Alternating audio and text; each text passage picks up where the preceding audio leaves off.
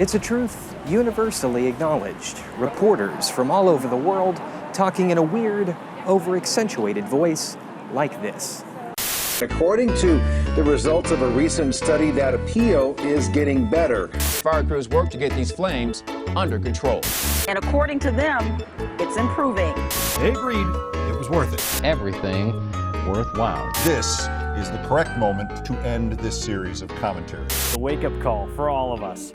Okay, we get the idea. If you watch TV news, you'll know that anchors, reporters, meteorologists, correspondents, almost everybody who holds the microphone talks in this weird, sing-songy voice full of over-exaggerated inflections and an accent that sounds like it comes from nowhere. What is newscasters' voice, and why is it clogging up our airwaves? Turns out, newscasters' voice is actually something taught in journalism and broadcasting schools called non-regional diction, or the general American accent. It's a way of pronouncing words that lacks any distinct regional or ethnic characteristics. In other words, as Linda Ellerby, a television broadcast journalist, once famously said, "In television, you're not supposed to sound like you were from anywhere." Yours truly worked a few years at a couple local news affiliates in Springfield, Missouri, and during my time as a photojournalist, I met a lot of reporters who off-camera sounded completely different than they did when the red light was on. But that's the name of the game. Being a reporter means moving around a lot, often hopping from station to station and region to region as jobs become available. Getting a long-term contract somewhere is pretty rare these days, and folks who watch local news generally are less trusting of reporters if their accent doesn't match that of the town. So it'll be hard to get hired as a reporter in, say, Dothan, Alabama, if you sound like you're from Boston. The solution then is a general dialect, free of anything unique to a geographical area. Non-regional diction is meant to be clear and easily understandable no matter who is watching. After all, as a reporter, your number one job is to convey information. So, on camera, reporters speak slowly and clearly, using a tone and cadence that can be understood plainly by all Americans, regardless of what part of the country they hail from.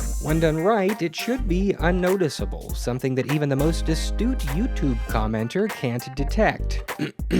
When done poorly, placing an over-the-top inflection in the same place every time, non-regional diction can actually become irritating and risk losing the audience. So the next time you sit down to watch the evening news and the reporter or correspondent sounds like a robot pretending to be a human, remember, behind the awkward articulation is a human being who, like you, is desperate to be understood. I'm Austin McConnell, KY3123LMNOP News.